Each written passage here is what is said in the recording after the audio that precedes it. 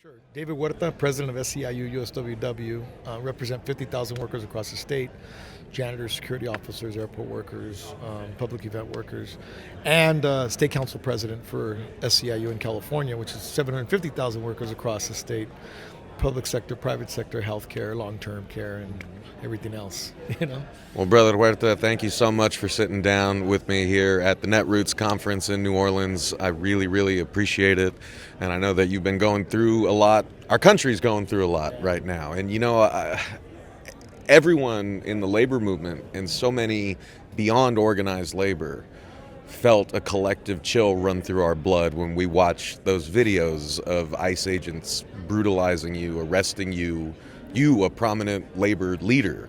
And then they go a step further and, you know, they charge you with like conspiracy to impede an officer. And I know you can't talk too much about that because you're embroiled in this legal battle now. And I also know that you're the first person to say that this fight is not about you as an individual. And I want to dig into like everything and everyone it is about. But since I have the chance to sit with you here and now, I wanted to just ask if you could remind our viewers and listeners, like, take us back to that day. Remind us of the context of what you were doing, what happened to you, and what you can tell us about where things stand now. Sure. Well, you know, it's limited on what I can talk about that day. As you mentioned, I'm still in a process, right? And so, you know, on the advisement of my legal team, you know, I can't really go into the details of the incident itself. You know, but I will say that, you know, I was there because I have a First Amendment right to be there. You know, that day, it was, I remember waking up, the first thing I see is looking at TikTok and stuff, and that there was sightings of ICE in and around Los Angeles. And, you know, up until that point, there have been lot of false flags, so to speak, with the exception of what we saw in Central Valley. Yeah. But, you know, I know at one point, you know, I remember I walked several weeks before that, walked through downtown Los Angeles because our members told us that there was ICE agents around, and, you know, we didn't find any. So, but this day seemed different. It seemed really, really different in that it no longer felt like there was a false flag going on. And by the time I made it to my office that morning, I remember we were having a training with our members and our staff. We put them, because we're gearing up for different contract campaigns. There was a lot of activity that we were in front of a highway patrol office, our offices, and saw a lot of street activity, you know. And we were embroiled in a fight that morning, or that day, as part of the referendum for the $30 minimum wage that we passed for the tourism workers in Los Angeles, and they were fighting, I guess. So technically I wasn't supposed to be there. I was supposed to be somewhere else. But I was asked if I could be there because they needed support, you know, and there was a raid that, you know, if I could confirm, one, was it happening, and two, if I could help. And so, you know, I said yes, you know, I mean, I didn't think twice. I figured I'll be there, and then I'll go to my second destination, the destination I was supposed to be at. And when I arrived, you know, I think, you know, you can see it in the video, it was a full-on operation. And I will say, I think for me, what really triggered my emotion that day was just seeing this young girl, right, just crying, because, you know, she knew her father was inside. And it just, you know, I just really felt how hopeless she probably felt in that moment in time. And I think that sense kind of transferred to me a little bit, you know, in that sense of, you know, and something just told me that, you know,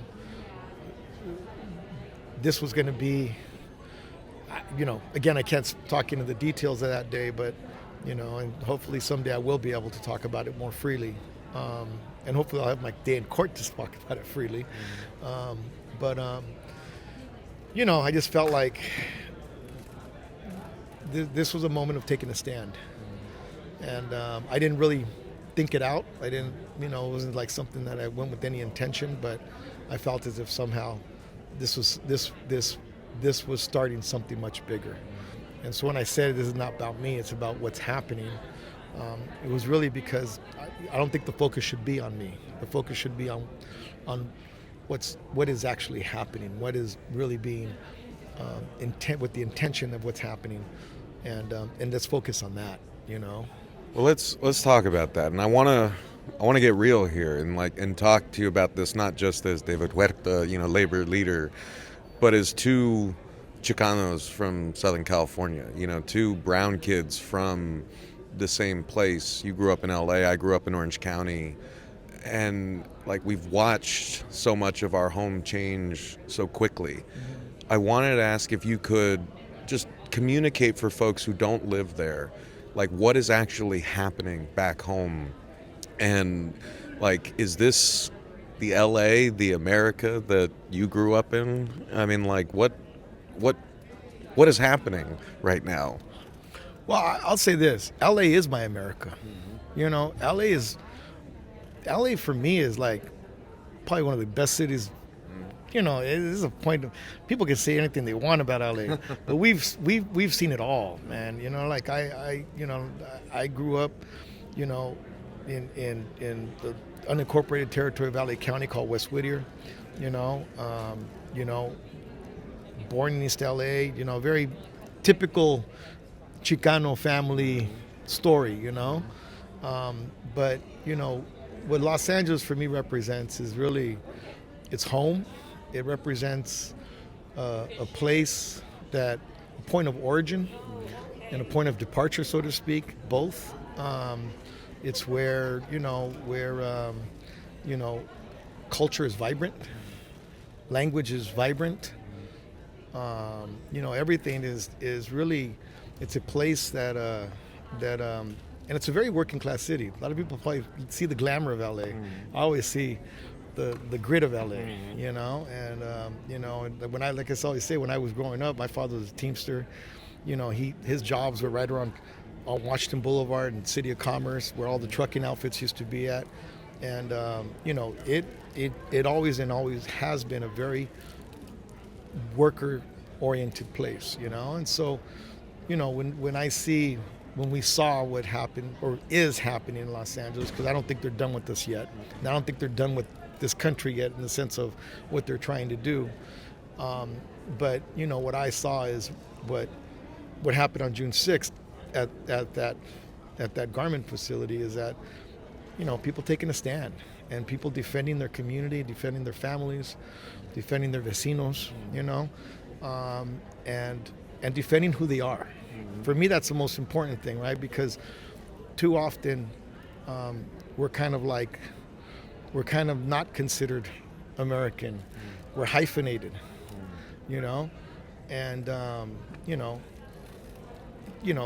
so for me, it's sort of like this. This is our response back to those who want to erase us, who want to deny us, and you can't deny us anymore. And we're going to defend and we're going to fight. And we got a real fight on our hands, right? Because I was just back home filming for The Real News in Pasadena, Santa Ana, 10 minutes from where my folks live.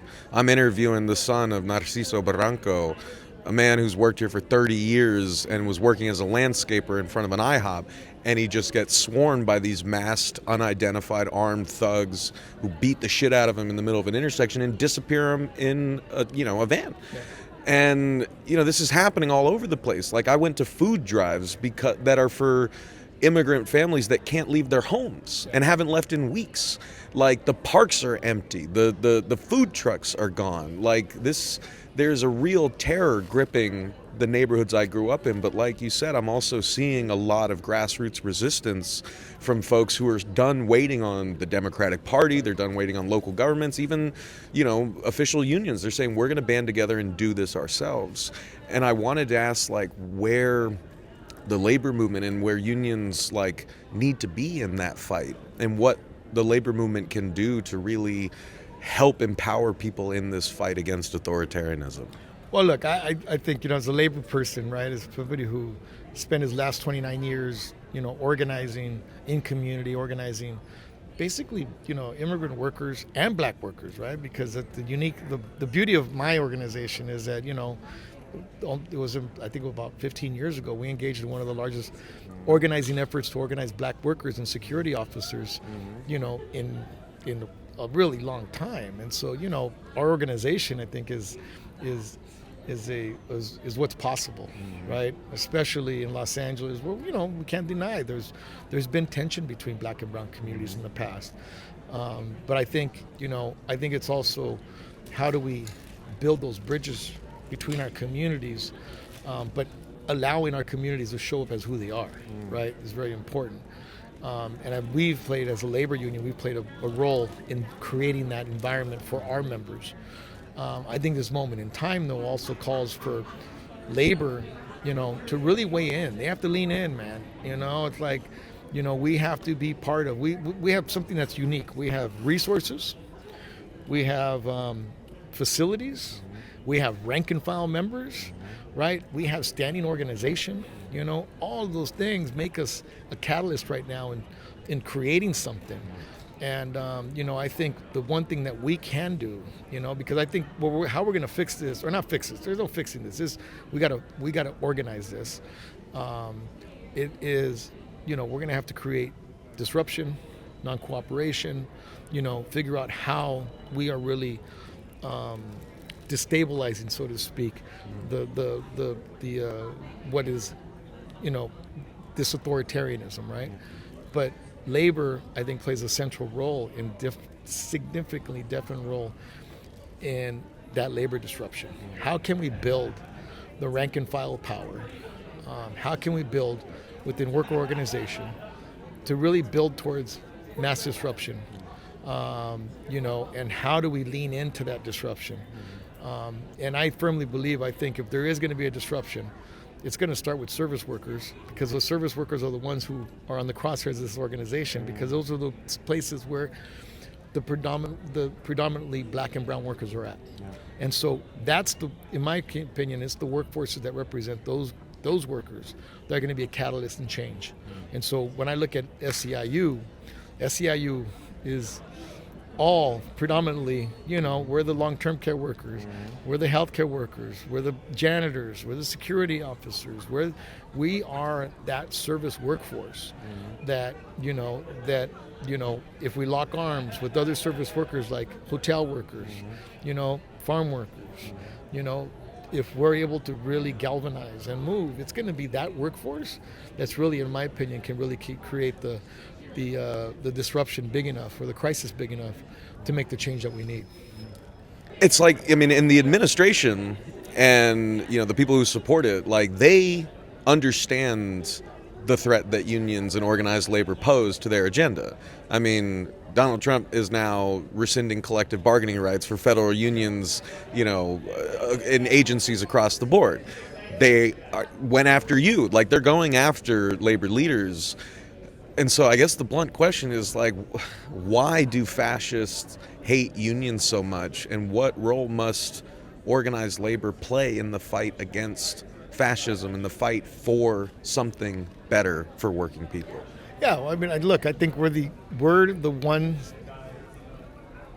part of our economy and our society where, where we have the collective power to make change.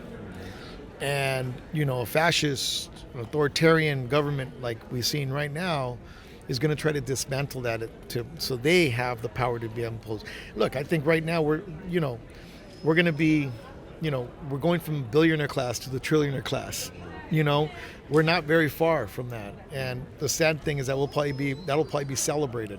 It's like we're going to celebrate somebody's wealth that comes at the cost of working people. And I think the fear is that, if labor does their job right, as we should, we can grow a class consciousness. We can make people understand that the wealth that's being accumulated, the wealth that's being generated, the wealth that's being centralized into the hands of a few at the cost of many, have the power to change something. And I think that, and that's why I keep telling, when I said it today, con estas manos, right? Con estas manos. I tell my members all the time, you have the power. You have power in your hands, because your hands are the labor that makes this economy function. And in the same way how you give that power, you can withhold that power as well. And so I think it should not be lost on these guys why they've been over the last 40 years have been pounding on labor. That's why we're at such small numbers that we are now, right? Back in the day of my father's generation, labor was, they were power. They had the ability to be able. My father was able to raise 2 children on one income. Tell me where that happens nowadays. It doesn't happen. And not loading and loading a truck, it surely does not happen. And so I think that what is possible is what scares them. And I think what is possible is what should motivate us. Right? And I think that's what we have to remind ourselves, that when we build that power across our differences, white, black, brown, language, gender, all these different differences we have, it doesn't mean I have to change who I am. It means I get to show up as who I am and respect each other's difference and get into a space where through that difference we can build power, and really show up as a Chicano, show up as black people, show up as white people, show up as who you are. And let's build that power, because, I firmly believe, and I still believe in this democracy. I haven't given up on it yet, and, my father fought for it. I have uncles who fought for it, my brother, and so I haven't given up on it yet. None of us should give up on it. And like I said, the flaw in MAGA is that they think somehow the greatness of this country is in its past. And I really think the greatness of this country is still in its future. And so, these are the things that, for me, I hope that as working people should motivate us, should inspire us, and should really put us in a space where we can make a better quality of life for working people, and not allow the trillionaires to determine our destiny, but we should determine that for ourselves.